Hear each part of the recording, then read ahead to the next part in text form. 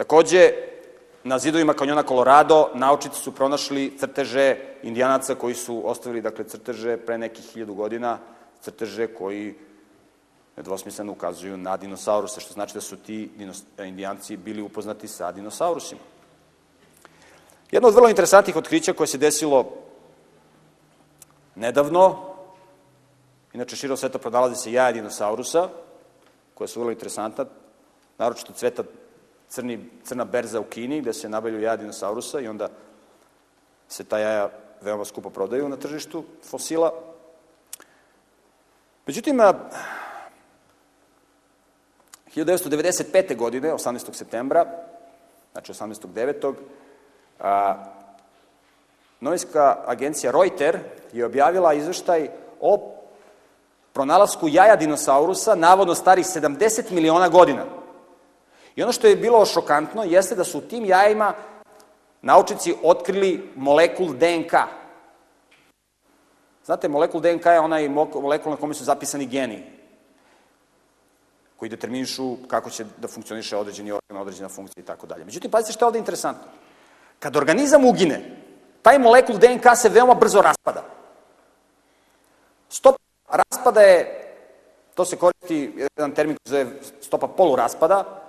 Stopa poluraspada ili vreme poluraspada molekula DNK je 562 godine. Šta to znači? To znači ako imate jedan mikrogram molekula DNK, 1 mikrogram, za 562 godine imaćete pola mikrograma. Znači, vreme poluraspada je vreme za koje se polovina te količine raspadne. I sada pazite, mi imamo u Egiptu, pronađemo mumije nekih faraona. Tačno znamo kad su ti faraoni živeli. I iz njih se izvuče molekul DNK i vidi se koliko ima molekula i tačno se odredi stopa poluraspada. Taj molekul DNK za nekoliko hiljada godina, za red veličina 6-7 hiljada godina, 5 do 7 hiljada godina, se potpuno raspadne. Potpuno.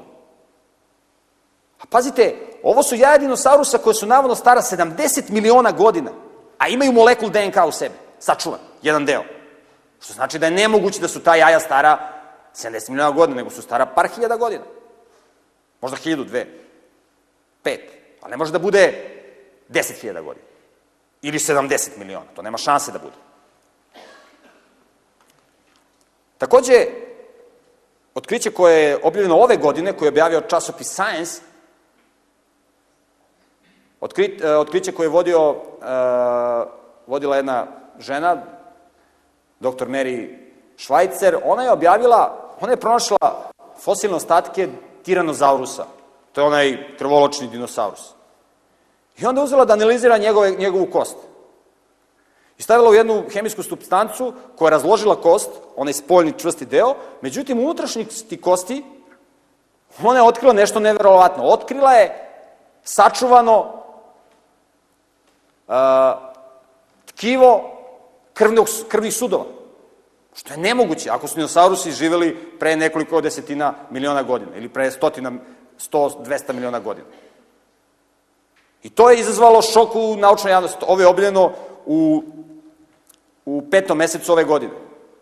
I evo, pogledajte šta kaže dr. Mary Schweitzer. Kaže, ja sam potpuno svesna da na osnovu konvencionalne mudrosti, ove mudrosti koja danas postoji u našoj nauci, i na osnovu modela fosilizacije, na osnovu sadašnjeg znanja i sadašnje mudrosti i na osnovu modela fosilizacije, ja sam svesna da su ove strukture ne bi trebalo da budu tu, ali one su tu, ove krvne strukture, fleksibilne krvne strukture su tu. Kaže, ja sam potpuno šokirana. Ona veruje u darvinizam. Ona veruje da su dinosaurusi živjeli da su izumrli pre 65 miliona godina, pre 100 miliona godina, 200 miliona godina. Kako je moguće da sačuvano fleksibilni krvni sudovi?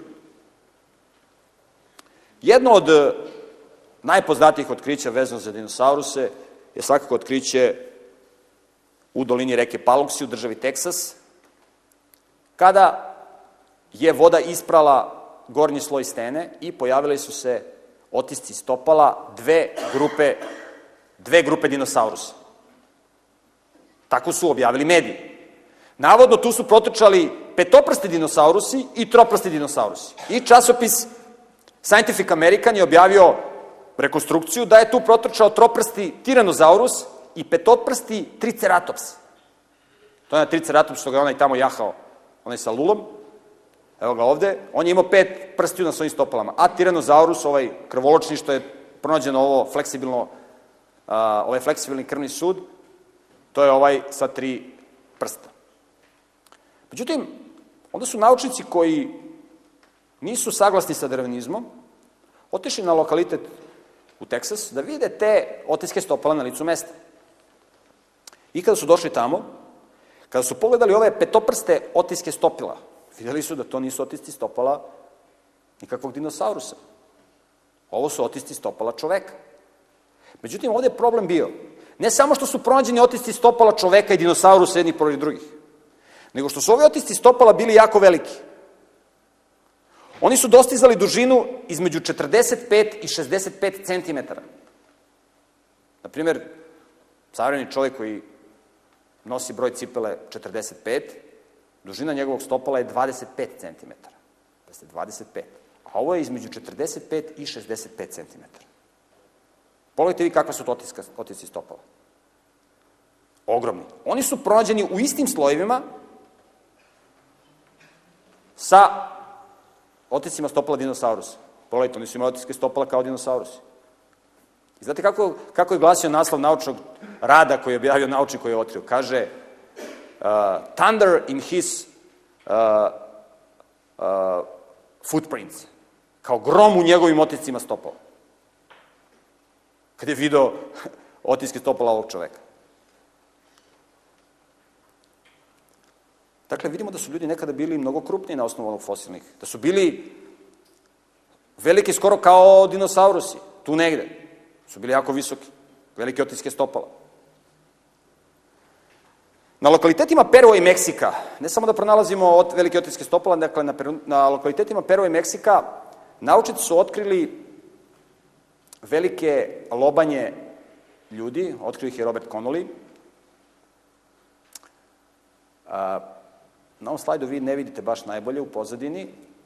Otprilike, ove lobanje su zapremljene između 1600 do 3200 kubnih centimetara. Pazite, 1600 do 3200.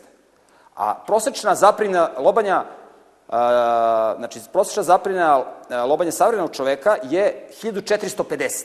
Pazite, 1450. Ove su između 1600 i 3200. Pogledajte. Otprilike, ovde je bila ovako ljudska lobanja, do ovde negde. Ove lobanje su vrlo neobične. Ne samo što su velike, nego su neobične. Vidite kako su izdužene. Zašto su izdužene? Mi znamo da neka domorodačka plemena su imala praksu da svojoj deci vezuju, kad su mala, kad imaju nekoliko meseci, da im vezuju daske na čela i onda kako se detetu lobanja razvija, ona se deformiše i poprima ovakav oblik. Oni su verovali da će deca koje imaju ovakav oblik lobanja, kasnije ljudi, biti mnogo inteligentniji i napredniji. Ovo je jedna od najvećih lobanja, koja ima negde 3200 kubnih centimetara. Pogledajte ovu lobanju, ovde su očni ludi. Takođe, jedno vrlo interesantno otkriće jeste otkriće koje je obavljeno u Turskoj.